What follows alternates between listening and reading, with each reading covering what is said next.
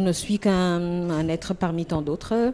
Je suis une Gabonaise, jeune Gabonaise, originaire de la province de l'Ogooué-Maritime, mais aussi dans le Boyen-Ogooué. Ah ouais. Les parents de là-bas me le reprochent toujours.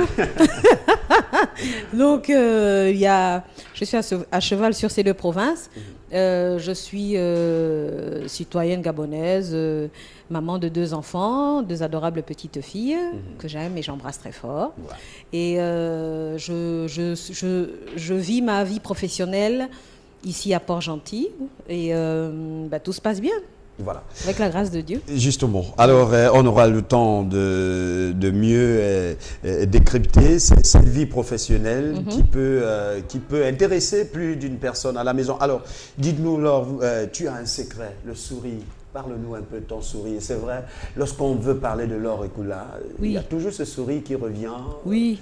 Est-ce qu'il t'arrive quelquefois de te fâcher? Oh oui, bien sûr, comme tout le monde. Pour quelle raison? Qu'est-ce qui te fâche? Mais comme toi, comme moi, les choses qui ne vont pas dans le cadre de... Facilement, hein? Oui, toi tu te fâches? Facilement. Toi.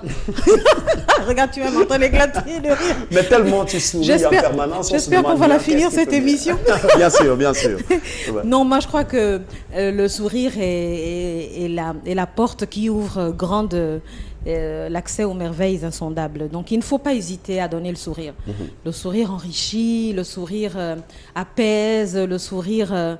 réconforte, donc quand on peut le donner, tant qu'à faire, faisons-le. Ouais. J'ai même une anecdote pour toi. Allez, comme tu le sais, avec la situation sociale que nous vivons, j'arrive à un barrage, je suis interpellée, et puis il y a un militaire qui me demande mes papiers, et je me suis mise à sourire. Il dit, non, j'ai pas souri, il me dit, c'est l'artiste. Je dis, non.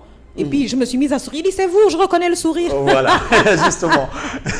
Justement. Et il n'est d'ailleurs pas le seul parce que ton sourire, il ne laisse personne indifférent. Alors, rentrons dans ta personnalité artistique, Laure. En 1987, tu montes pour la première fois sur les planches du collège Notre-Dame de Kouaben à Libreville. Voilà, sous impulsion de ton professeur de français, André Mukunda. Tu te souviens de lui? Oh, mais je veux dire qu'il fait partie des hommes de ma vie. Pourquoi? Parce que c'est un monsieur qui, déjà au collège Kouaben, m'a tenu en français de la 6e en terminale. Et c'est lui qui m'a... il fait partie de cette génération d'enseignants qui, en plus d'être enseignants, étaient des éducateurs. Ouais. On avait l'éducation. Quelle différence vous faites entre l'enseignant et l'éducateur? L'enseignant, il transmet le savoir pédagogique, toutes les connaissances pédagogiques qu'il va transmettre. Mais l'éducateur va ajouter en plus une notion d'éducation. Surtout, nous étions dans un collège de filles. Ouais. Voilà. Donc, cet enseignant avait la particularité de nous inculquer des valeurs sur nous-mêmes, de nous mettre face à nous-mêmes, de nous inculquer des notions et des principes qui devaient enrichir notre vie plus tard. À l'époque, on disait qu'il était méchant, ce monsieur, mais avec l'âge, on a compris qu'il nous a rendu un service immense. Ouais. Oui. Et déjà, l'un de ces services, c'est le fait de vous avoir donné la possibilité de monter sur une scène pour la toute première fois. Oui, la toute première fois, en 87. En 87. Très jeune, certainement. J'étais jeune et je te dis, ah là là. Alors, dites-nous, Laure, et puis ça n'a pas tardé, en 1996, vous... l'un des précurseurs de la musique gabonaise, à savoir Ondeno Robieno, est séduit par votre voix définie quelquefois comme une voix arc-en-ciel par vos fans et mélomanes. Racontez-nous l'histoire du titre Paradoxe. Oui, Paradoxe. C'est vraiment paradoxal la rencontre et le titre en plus. Paradoxe, c'est d'abord le titre de l'album de Jean Ondeno Robieno qui assistait à nos comédies musicales. Vous savez qu'à l'époque, les collèges, les lycées organisaient des fêtes de fin d'année où des groupes... qui n'existe plus aujourd'hui. Voilà, et les groupes culturels se formaient. Moi, j'étais donc dans cette troupe appelée Convergence Famille Culturelle Bantou. Et Jean Ondeno, comme beaucoup d'autres grands noms du monde artistique gabonais, venaient régulièrement nous voir parce qu'ils avaient entendu parler de nos prouesses. Il faut dire qu'à l'époque, nous avions un parrain qui nous poussait, mais vraiment un président, il était le président de l'association à l'époque, le député Albert Javenjoy. qui à l'époque était ministre de la Communication. Il faut citer tous les noms, ils doivent se reconnaître. Ah oui, on doit savoir d'où tu viens. Parce que vraiment, ce monsieur nous a aidés, il nous a aidés, et on a foulé de grandes scènes grâce à lui. Et donc, on avait le concours d'autres metteurs en scène comme Dominique Douma, aujourd'hui Jean-Claude Mpaka, voilà, Henri-Joseph Koumba, c'est des gens que j'ai connus à cette époque-là. Et forcément, ils ont aidé, ils ont vraiment aidé à ce que l'on puisse s'épanouir culturellement. Et jusqu'à aujourd'hui, les notions apprises me servent. Quand je preste, moi, aujourd'hui, en 2016, j'ai ces notions acquises. Parce qu'on nous apprend à dialoguer avec le public rien qu'avec avec un regard, avec une mélodie, avec un geste, avec parfois un clin d'œil. Et il faut être toujours dans le respect et dans la retenue tout en étant avec les autres, en communion avec les autres. Voilà. Alors, en 96, on comprend que vous êtes toujours jeune, mais vous avez en face de vous quand même une grosse... quelqu'un déjà de connu, déjà, il s'agit là de Ondeno Robieno. Oui. Dis-nous, Laure, comment ça s'est passé lorsqu'il sollicite votre charmante voix pour les chœurs dans l'album Paradoxe? Oui. Est-ce qu'aussitôt tu as cédé? En fait, c'était le fruit du hasard.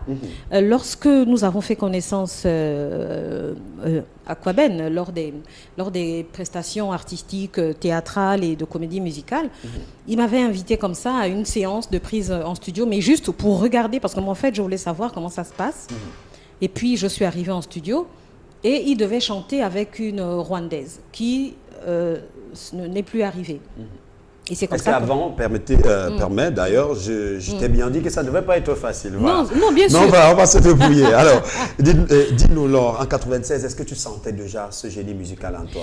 Il faut dire quand même que je suis... je sors d'une famille artistique. Ça, on le sait. C'est ça, donc... naître d'une famille artistique n'est pas impérativement synonyme d'une finalité artistique. Tout à fait, tout à fait. Et en fait, j'étais dans le milieu... mais en réserve. J'étais dans le milieu en réserve. Donc, en fait, quand Jean Ondeno se retrouve au studio, un peu paniqué parce que la personne qui devait faire le duo n'est plus venue.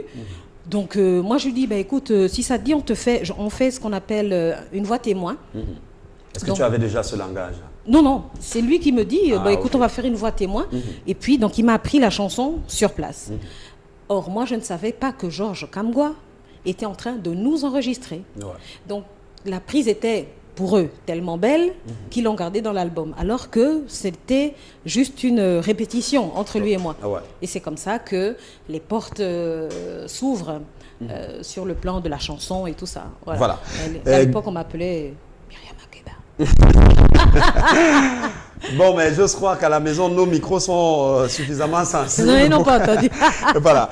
Alors, galop des 5 coups de maître, selon certains mélomanes, est-ce que, en ce moment, le fait d'être présente sur une fiche technique d'un artiste quand même renommé et avec un album, parce que l'album Paradoxe, pour ceux qui se souviennent bien de ces années 96, c'est un album qui a suffisamment marché sur le paysage musical gabonais. Tout à fait. Est-ce que ça vous a déconnecté un tout petit peu?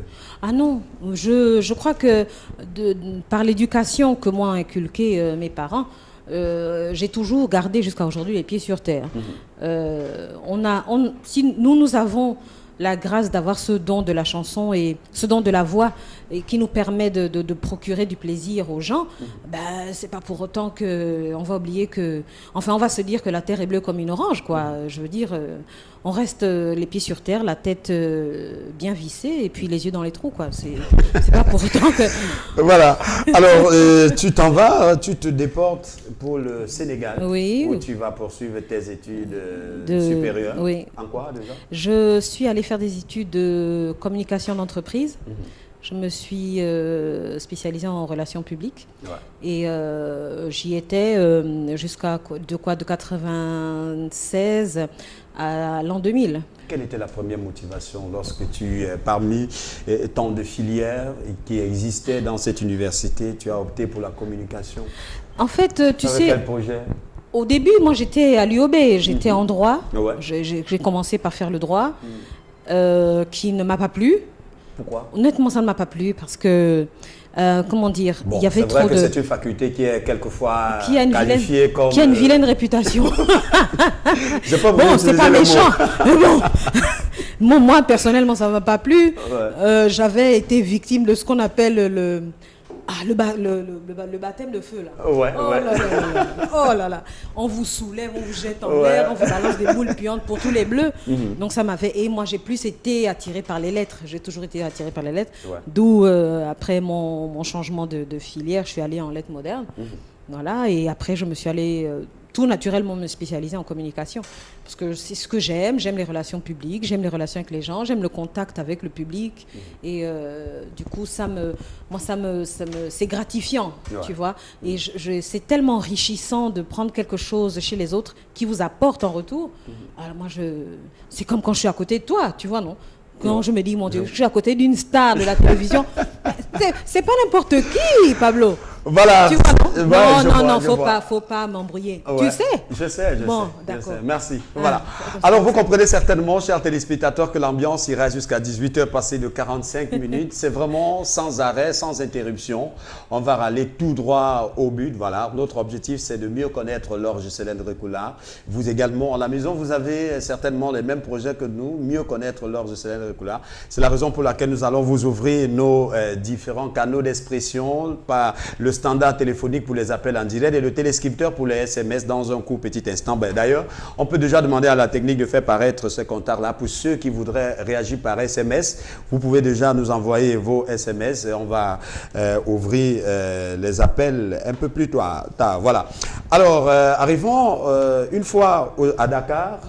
Vous côtoyez, tu côtoies des grosses pointures quand même. Hein? Oui. Paul Oliveira. Paul Oliveira. Parlons de lui un peu d'abord.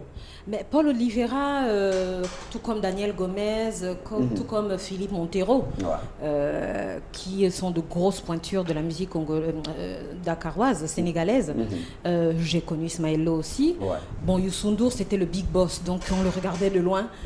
C'était waouh, Bon, et tu bénéficiais de quoi à cette époque? Du fait qu'au Gabon, tu avais déjà eu la possibilité de participer dans un album à succès? Il faut dire que j'avais intégré un groupe musical qui chantait en fin de week-end dans un restaurant, ce qui me permettait aussi de payer mon loyer.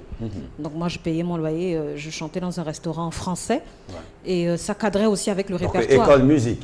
Oui, je faisais mon école, je faisais ma musique. C'est souvent interdit, là?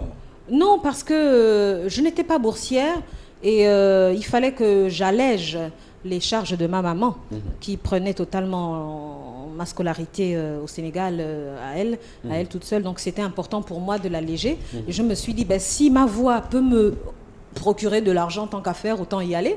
Et je payais correctement mon loyer. Mais tu dormais tard quand même? Non, au contraire. Non, c'était le week-end, hein, c'est vendredi, samedi. Bon, vous savez, les gens, ça dépendait de l'instant, de l'ambiance. Et puis, tant qu'à faire, si on peut dormir à 3h, 4h du matin, ça n'a pas porté préjudice aux études. Alors, raconte-nous l'histoire. Donc, tu fais la connaissance de je fais la connaissance de Paul Oliveira, de Daniel Gomez, avec qui j'ai des relations artistiques. Et Paul Oliveira m'invite sur un de ses albums. Je fais les chœurs de plusieurs artistes, Jeannot Sossou et les autres. C'était une façon aussi pour moi d'être toujours dans le milieu artistique, bien qu'étant dans un autre pays. Mais pour moi, ça allait de soi que ma passion ne cesse. Parce que la passion, tu ne peux pas l'arrêter. Et je m'exprimais à travers mes chansons. Ça m'apaisait, ça me réconfortait. Et puis, il y avait toujours ce petit lien, forcément, avec la famille restée au pays, puisque j'apportais ma touche Afrique centrale, comme ils disent là-bas.